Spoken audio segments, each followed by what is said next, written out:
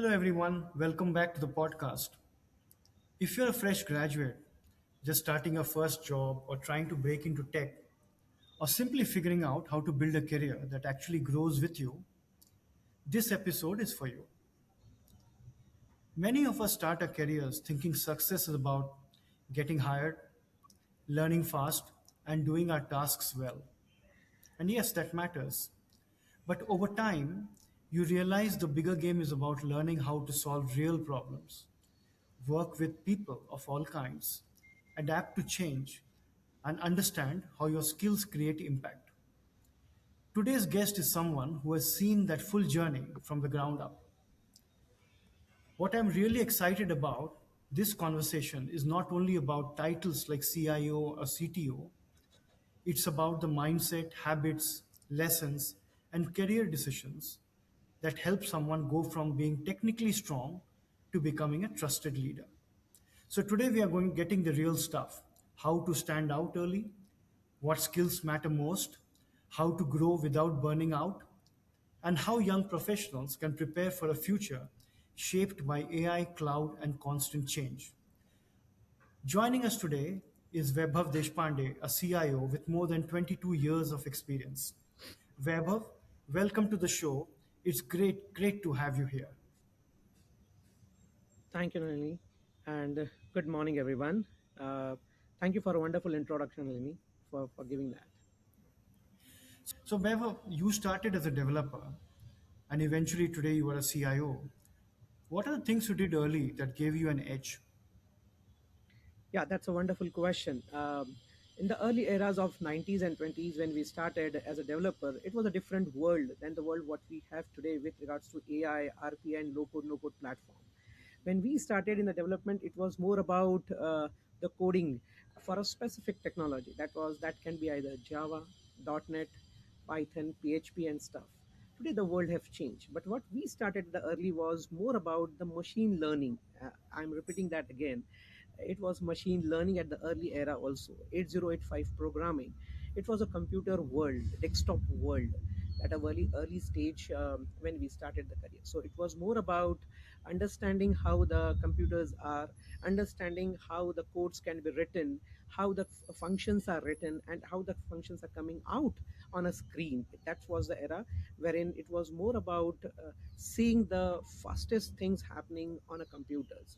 But I started learning as a Java developer, and along with that, it was more about uh, bringing those programs to the real world. For example, writing a program and getting a software for a restaurant wherein the bills can be generated, right? It's today world, it's not a big deal, but at that early era it was more like, oh nice, this is kind of magic. I cannot wait to get the bills immediately in front of my screen. So that's what the start of our career was. It was more about getting in depth knowledge about every single code what we are writing, doing the testing on your own, and writing the codes, making sure you write it on a book and paper, and after that executing it on a computers. So it was a different world though. But from that journey to the journey wherein we are tech savvy with regards to AI, writing the machine learning programmings, having the algorithms, those who are thousand times smarter than what the earlier world was. It's a different world itself. What we have learned from there is to adopt the next generation technology. When I say next generation, what this RPA is, at the background the platforms are pretty same. You just take the name of UiPath, Automation Anywhere, or you go with low code no code platform for Mandex, right? The platform at the end, the developing platform remains the same. Again, I don't want to go more on a technology or a specific to any tech stack, but it was more about hardcore learning at the early stage.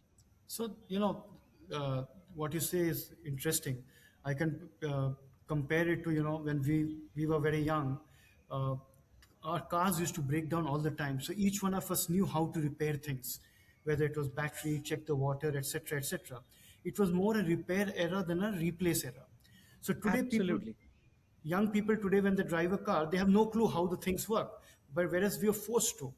So in software and technology terms, you've come up in that era where you were forced to know every aspect because things would fail more often. So in that sense, when younger people come in today, using AI to write code, etc. Do they actually miss the basics? If something goes wrong, they don't know where to start. At certain level, yes, definitely, and that's a nice way of putting it across. Because see, in today's world, you have everything handy in your. The menu is completely there in front of you, so you know from what you have to pick up. It was easy to grab the things and solve the problems in today's world. It was not what we were doing earlier, right? The platform was different. But the good part of today's world is the team are uh, are smart enough. This Gen Z, what they call it, or Gen Alpha, whatever you say, right? They have the platform, but they are 10 times smarter than what we are today, and they should take the positive advantage of it rather than going into the negative way, right?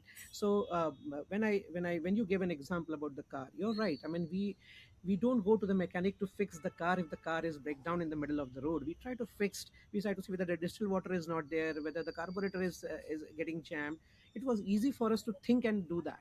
Today's world, it's the car is jammed, you have roadside assistance, you give one call, hey, my car is down, and come and get it down. No, it's not the same goes for your computer world, computer digital world. It is more easily to fix your programs rather than getting the help from chat gpt and getting the solutions for those programs, right? That way it will not solve, it will not give you the depth of your programs, and you cannot find where exactly the issues are coming across. People can write the programs from chat gpt and get the answers, but that is not the right way to solve your problems. So, your role is very unique. I'm sure when you were studying, you had not heard the term Chief Information Officer, the world has evolved. So, just for the benefit of our, you know, audience, what does a CIO role entail in a company? What do you do?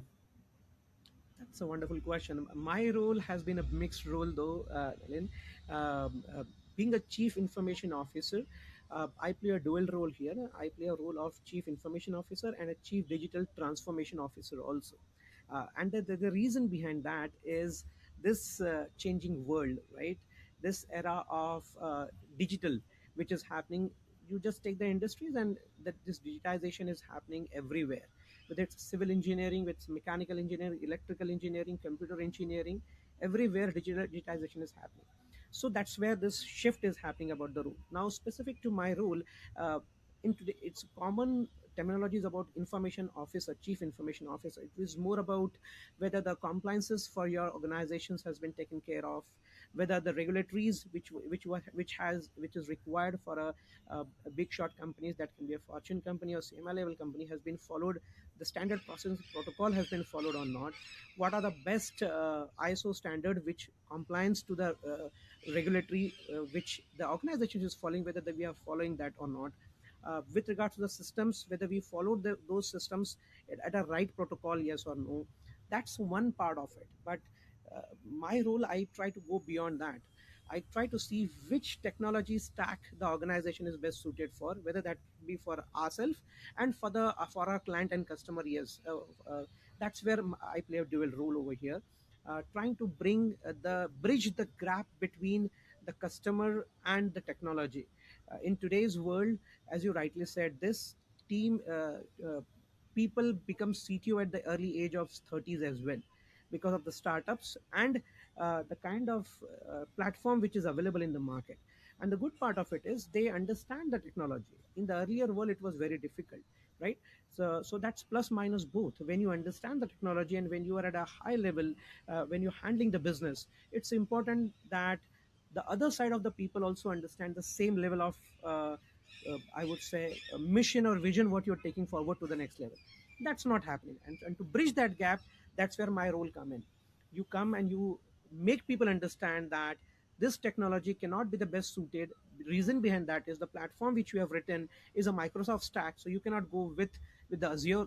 You have to go with Azure, you cannot go with AWS. Just an example which I've given. I can talk in length about that, but yes, I'll Yeah. wait for your next question. So somewhere along the way, through guidance or mentoring, you would have figured out that CIO is a path that you should pursue. But if somebody young today, coming out of college or the first few years of the career, would like to pursue the path to becoming a CIO, what are the things they should do on a day-to-day basis to strategically set themselves up for this kind of role? That's a good question. The most important thing is learning what I have understood from the day one when I started my career. Of course, initial 2 years is more about grasping what's happening across, right? That can be politically issues, that when I say politically within the organization, right? So you need to be calm and stable with regard, and you should be focused on what you want, right? Initial 2 years is more about learning what the things are happening. That can be, if I join as a Java developer, my focus should be that my Java code should be nicely running on the system. It can be either development stage, it can be on a production, but it has to run smoothly. That should be my focus. And the next step is what how my code is impacting the product. That's where you have to think, oh, okay, that I have written this code, then 10 people have written this code, these codes are integrated to each other, and after that the product is coming out of it, right? So that's how the focus should be. This helps us to grow in your professional life also. So if I am a Java developer, and if I report to my technology lead what his role is, and my technology lead, he focus on 10 areas, then how does he take it to the next level? That's how you find the path for your an individual. Again, you need a mentors for sure, but you need to wisely choose your mentors. You definitely have two paths when you start your career.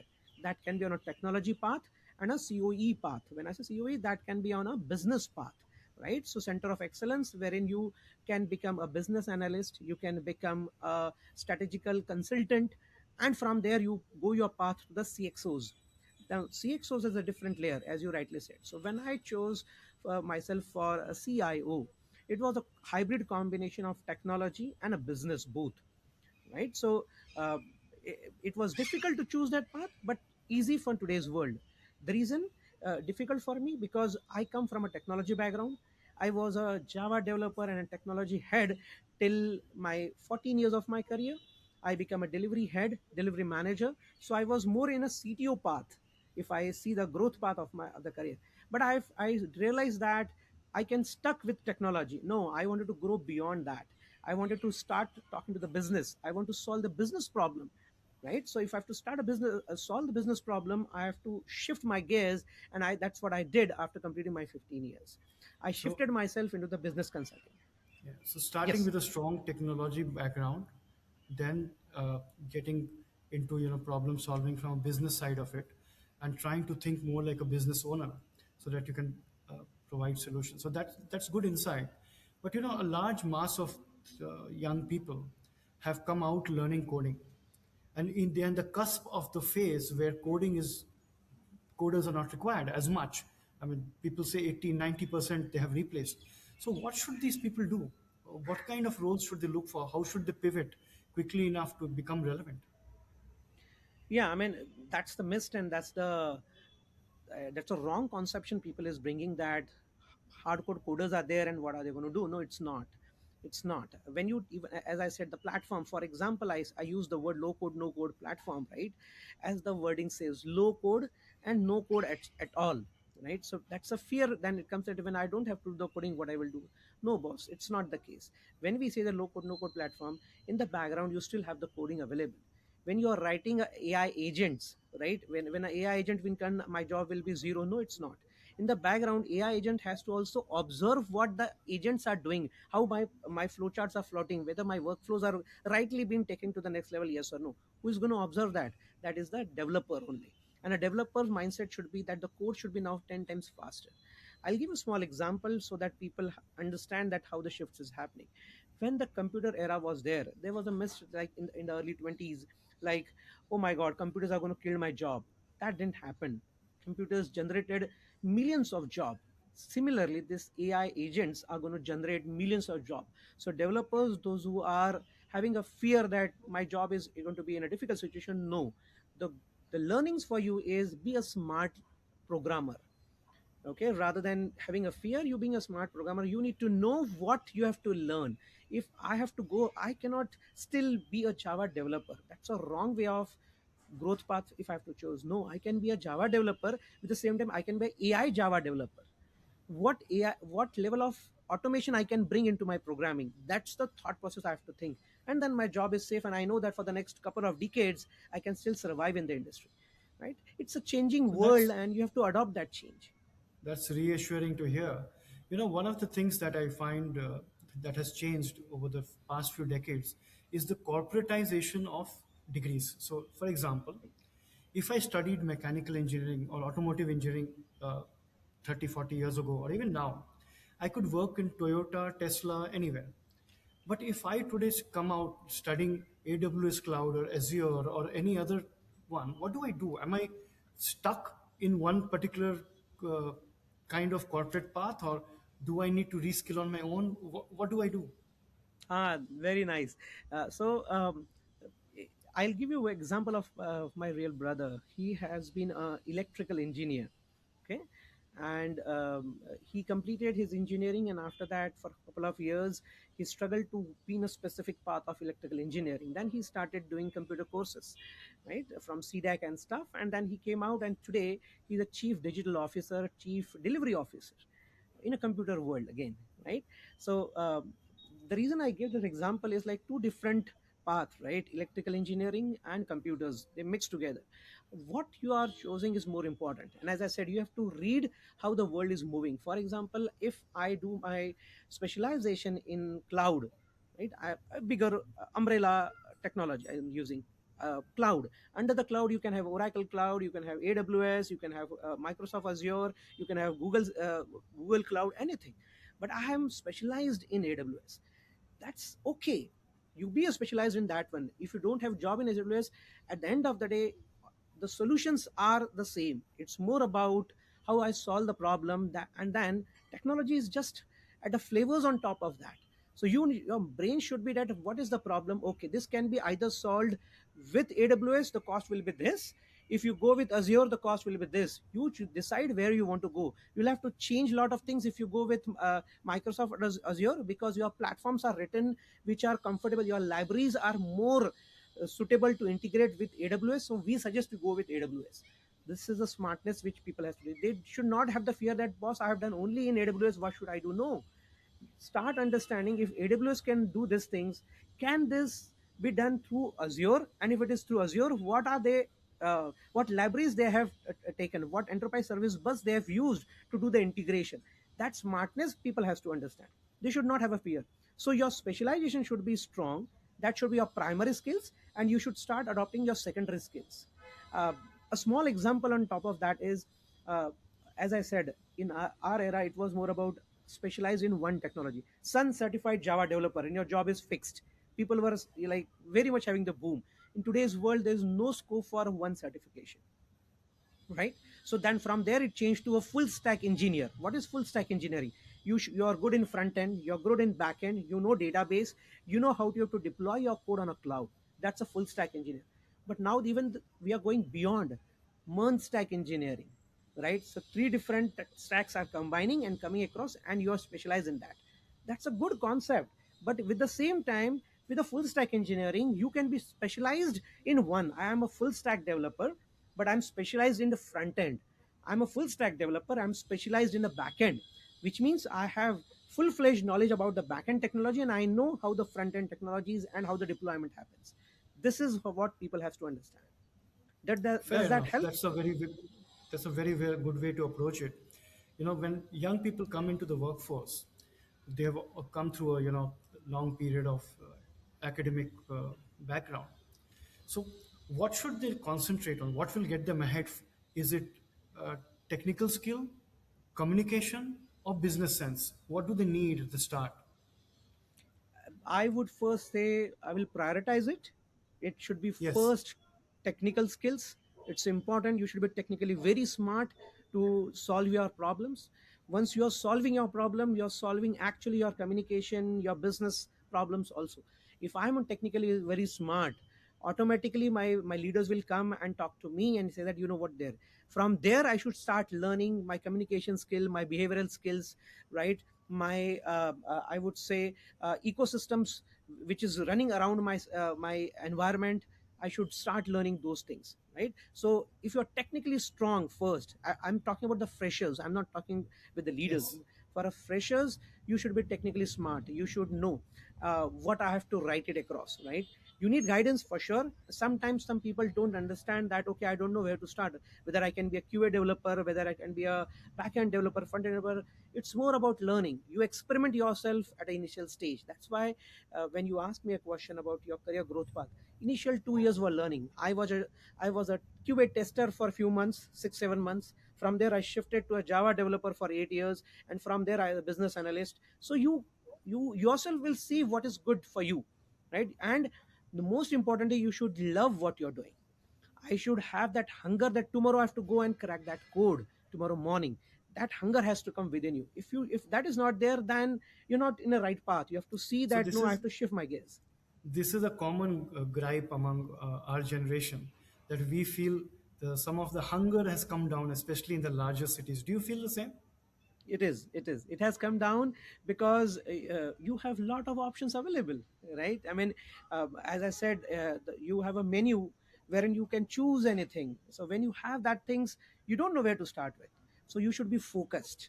If I'm a computer engineer, I'm coming out of the college, I've done my projects, I've really done my projects. Actually, people don't do that in the college projects. If I've done my projects in one technology and I know how that is, let me start from there. That's a smart move which people will do. That So will let's give it a path. yeah. So let's look at the fact that apart from being mentored throughout a career, you also mentor a lot of young people in your organization, even in society, etc. Over a period of time, we develop a gut feel, right? We are with 10 people and we feel this one's got potential, this one will make it. What is it that makes somebody stand out at that early stage? What do you catch that this guy has got potential? Yeah, yes, that happens down the line when you start understanding it. So two things. First, observation. Okay, now if 10 people are standing, how much they are observing you, how much they have a smartness of listening skills, right? And what they answer on top of that when you ask a question in a group, right? These are the first three parameters wherein you understand, okay, this guy understand more, right? So at an initial level, uh, you can even have a mixed bags also. You can say that someone is very enthused and he said, look, he is very quick to answer that without even thinking, right? That can be plus minus both, right? And someone can be very cool and calm, he's just listening and he is thinking and he's observing. So there are two different personalities and both are good for your organization.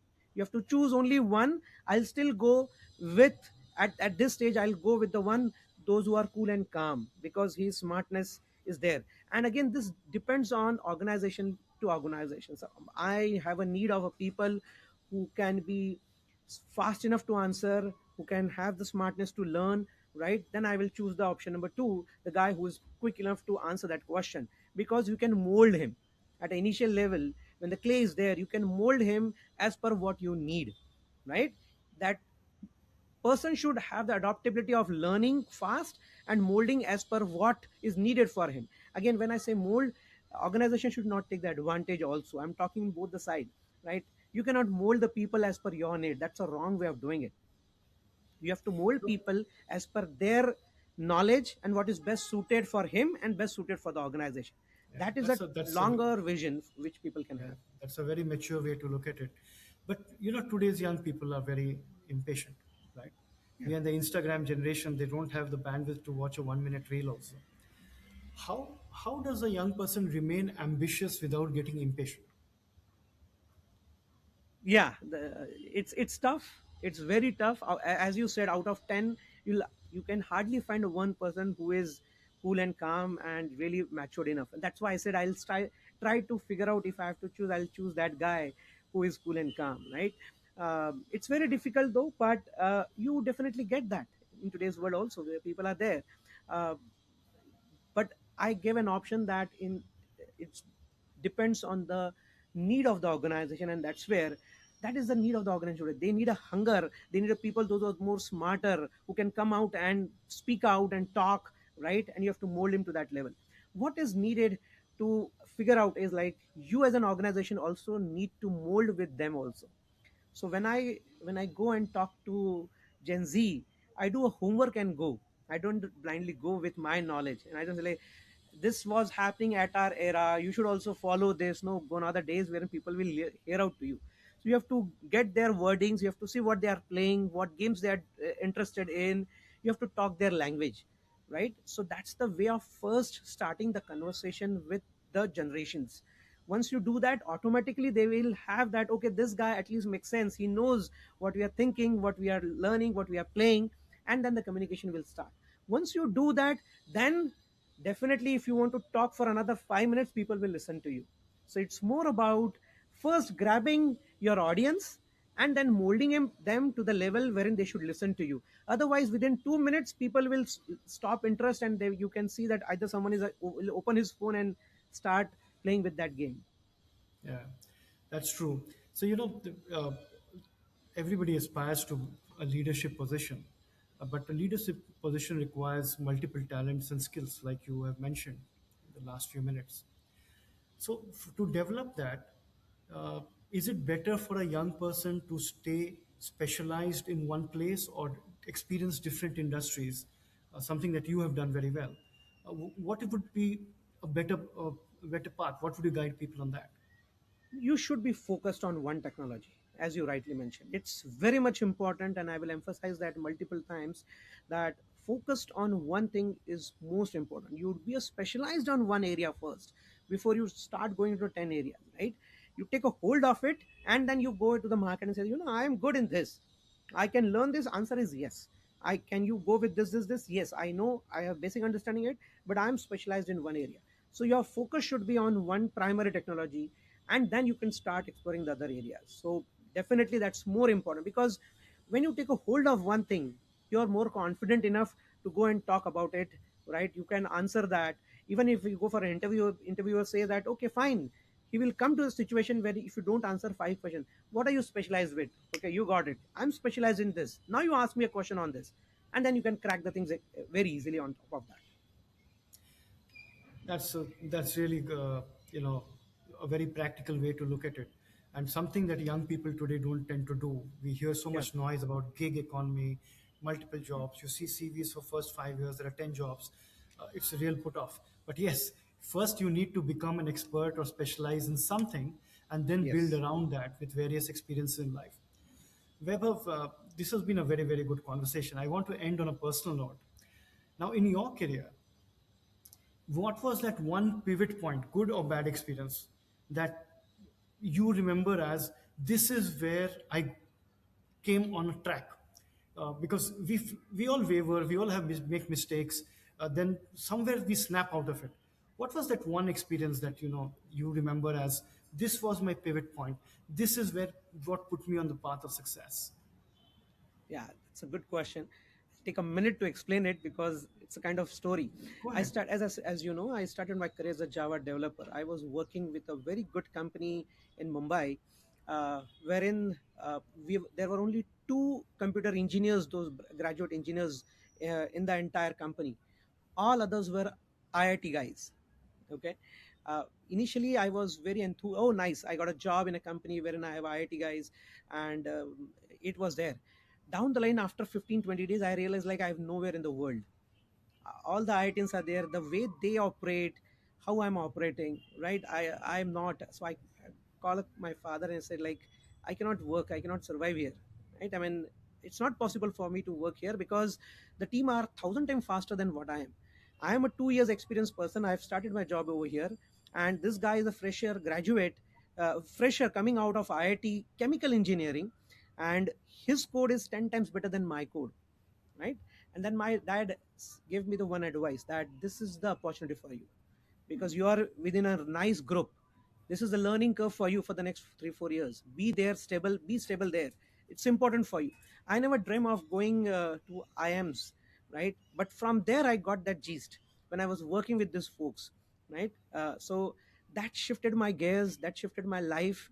And from there, when I started working with these folks, the way they think, right? It's not only about IITs. It is more about when you work with your team members, be gel with them, right? It's simple. You should not have the ego. I was having the ego. I'm a certified Java developer, right? I have 2-3 years of experience. This guy is a fresher. My code here, follow me what I'm saying. No, never do that. your ego will kill you. Rather than that, start learning from a people. That can be either fresher also, as I said, from Gen Z also you can learn a lot of new things.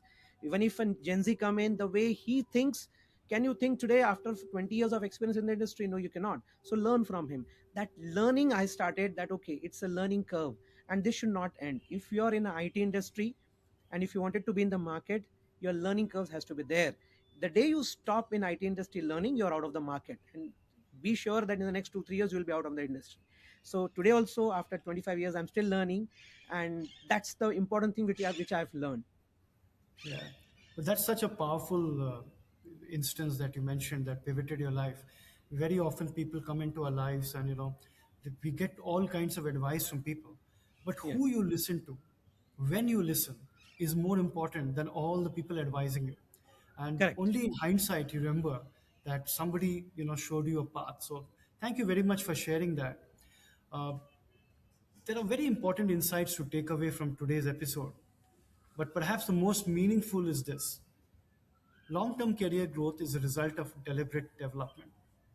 It comes from continuous learning, which Vaibhav spoke about so eloquently, adaptability, disciplined execution, and the ability to connect individual contribution with broader organizational outcomes. Vaibhav's professional journey illustrates that success in technology is not defined solely by technical expertise. It is also shaped by leadership, communication, sound judgment, strategic alignment, and the ability to guide organizations through change. His progression from developer to senior technology leadership roles is a strong example of what sustained growth can look like over time. For fresh graduates and young professionals listening today, this is an important reminder that careers are built progressively. You do not need to have every answer at the beginning. You do not need to have clarity at the beginning, but you do need the willingness to learn, contribute, and grow with intention. Vaibhav, thank you once again for sharing your experience and insights with our audience. And thank you to our listeners for being with us. We look forward to having you with us again in the next episode. Have a good day. Thank you. Have a good day.